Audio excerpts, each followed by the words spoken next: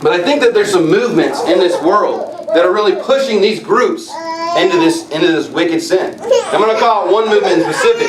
It's the movement Black Lives Matter.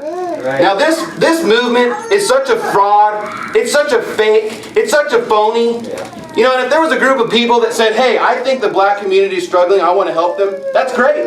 I think that's wonderful. You know, if there's a group of people that want to help white people, or want to help Asians, or want to help Hispanics, who cares? That's great. If you want to help people, that's great. But that's not what this movement's about. So I went to their website, blacklivesmatter.com. And right there in the front they have this big link that says, what we believe. Like they're a church or something. You know, you go to most new evangelical churches today, and you can't even hardly find what they believe. It's like hidden in some corner or whatever. You go to these movements, and it's like right there in the front. It's like, what we believe. So you click on it. Now about 12 different categories. So I looked at a couple of their categories. The first category is called queer affirming. It says, we are committed to fostering a queer affirming network. When we gather, we do so with the intention of freeing ourselves from the tight grip of heteronormative thinking, or rather the belief that all in the world are heterosexual unless he or she or they disclose otherwise. Now what in the world does that have to do with being black? Yeah. That's a fraud. Right. But then it gets worse. Not only are they queer affirming, they have a whole separate category for transgender affirming. It says, we are committed to embracing and making space for trans brothers and sisters to participate and lead. We are committed to being self-reflexive and doing the work required to dismantle side gender privilege. That meaning, you know, when you're born a male, the doctor said you're a male. That's what side gender privilege is. It says, and uplift black trans folk. Again, what does mutilating your body and being some sodomite have to do with being black? Right. Nothing. And you know, that's what they want to do. They want to equate, you know, race with being a sexual deviant, which has nothing to do with each other. I don't even believe in race.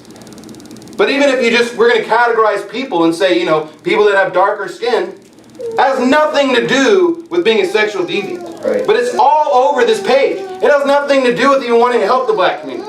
You look at the collective value, they're saying all black lives matter regardless of, and it says perceived sexual identity, gender expression, economic status, ability, disability, religious beliefs, immigration or status. Why are the first three about sexual deviancy? Yeah. I mean, usually when you go on a list, it says, you know, age, sex, race, you know, whatever. And they kind of add those last politically correct ones at the end. But they have them right at the front. And they say actual or perceived sexual identity.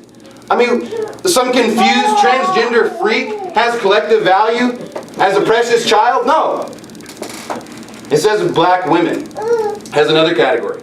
We are committed to building a black women affirming space, free of sexism, misogyny, and male-centeredness. Well, there's your feminism. Again, what does feminism have to do with being black? I mean, this site has nothing to do with trying to lift up the black community. But this is where I really have a problem.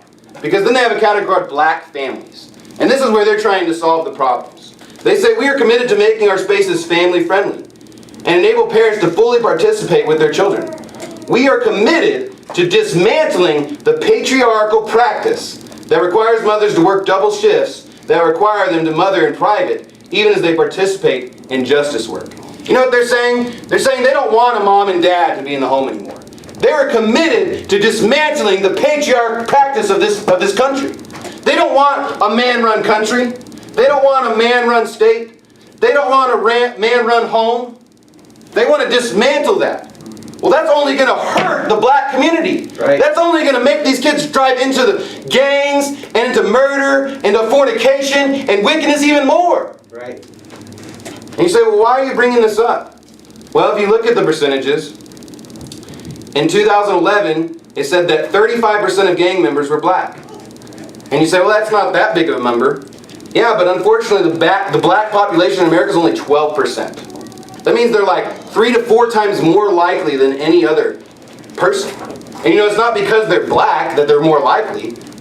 It says in the census.gov in 2011 that they were only 12%. So I don't believe that statistic's changed that much in the last 5 years. It says in the CDC in 2014, the percentage of births considered non-marital, meaning that the parents weren't married when they had the baby in the hospital.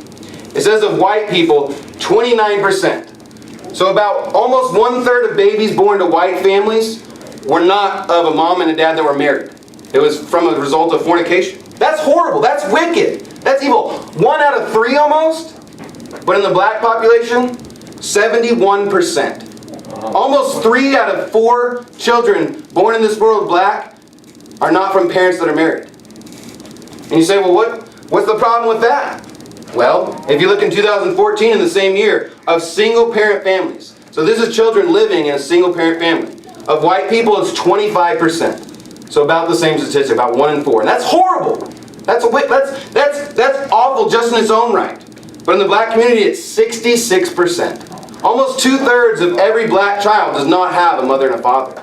How in the world are they going to hearken on the instruction of their father? Right. How in the world are they going to, not forsake the law of their mother when they don't even have one? Right. That's why these kids are driven into these gangs. That's why these kids are driven into sin. Why? Because of fornication? That's right. Because of wickedness? Why? You know what the Black Lives Matter should do? It should go out and preach the gospel. It should go into these black communities and get them into church. It should give them the wisdom of God. It should teach them the Bible. You know, the Bible says, he that goeth forth and weepeth, bearing precious seeds, shall doubtless come again with rejoicing, bringing his sheaves with him. You know how you're going to help people? Bringing them into church. Right. You know how you're going to change people's lives? Bringing them into church. Getting them the Bible. Getting them to the fear God. That's how you're going to change those communities. That's how you're going to help these people. But when they want to dismantle the family unit, when they want to lift up sexual deviancy, that's just going to hurt the communities worse.